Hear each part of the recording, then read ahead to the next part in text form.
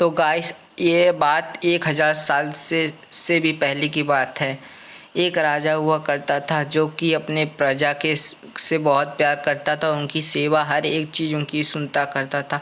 उसके सेनापति और मंत्री दोनों खुश रहा करते थे, जिसके कारण वह अपने पत्नी को भी, यानी उसकी रानी थी, वह भी उससे बहुत प्रसन्न रहती थी। राजा जो कि बहुत अच्छे मन का था, यह एक दिन इसके दरबार में एक विशेष प्रकार का साधु आया। उस साधु ने बोला, हे राजन, मुझे आपसे कुछ लेना है। तो राजा ने बोला, हे महाराज, आपको, हे साधु जी, आपको क्या चाहिए?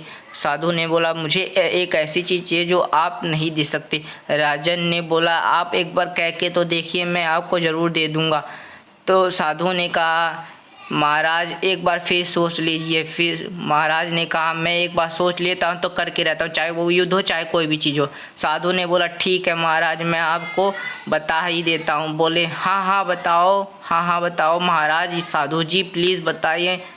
तो साधु ने बोला, महाराज मैं आपसे एक बार कहना चाहता हूँ कि हाँ हाँ बोलिए बोलिए महाराज जी बोलिए। साधु ने बोला कि आप एक बार शिव नाम की शक्ति को जाप करिए, आपको बहुत कुछ प्राप्त होगा।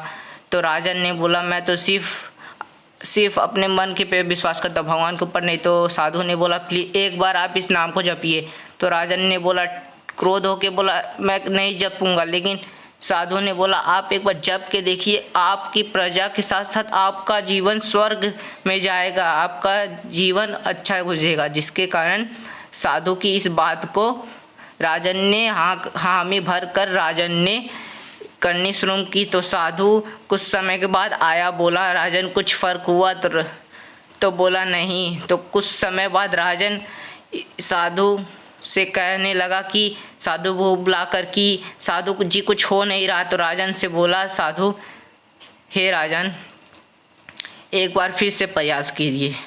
साधु ने कहा कि मेरी बातों को ध्यान से सुनिए राजन, एक ऐसी रात आएगी जिस दिन वह आपके सपने में शिव जी आएंगे और आपसे कुछ कहेंगे। तो राजन ने बोला, ठीक है।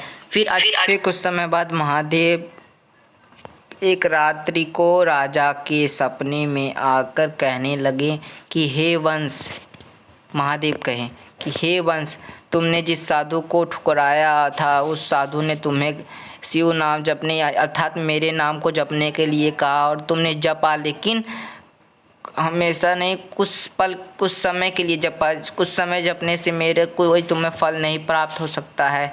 इसलिए मैं तुमसे एक बार कहता हूँ, उस साधु को बुलाकर उससे कहो कि वह मेरी एक तस्वीर बनाए। तो राजन ने अपने सैनिकों से आदेश दिया कि जाके उस साधु को लेके आओ। सैनिक राजा के आदेश सुन उस साधु को खोजते हुए अपने ही कुछ राज्य के एक मंदिर में पाया और राजा के पास लेके गए। और राजा के पास जब गया तो राजा ने माफ़ी मांगते हुए साधु से, और साधु ने हंसते हुए कहा, हाँ राजन बोलिए, आपको मेरे से फिर क्या कार्य है? राजन ने बोला, मुझे आपसे एक काम करवाना है।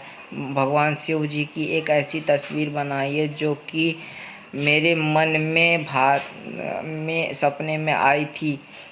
तो उसके बाद वह साधु ने उस तस्वीर को बनाने के लिए 3 दिन की मोहलत मांगी और उनसे कहा, मुझे आपके राजमहल में नहीं बनाना, मैं जाकर अपने एक कुटिया जंगल में बनाऊंगा। उसके बाद उसने एक ऐसी तस्वीर बनाई जो कि शंकर जी की बहुत अद्भुत थी। राजन उस तस्वीर को देखकर कुछ समय मौन रहा। उसके बाद उस तस्वीर को देखते हुए उसने शिव नाम को जपना शुरू कर दिया और तब से वह शिव नाम को जपते जपते वह ज्ञानी बन गया, जिससे उसका और भी जीवन सफल हो गया।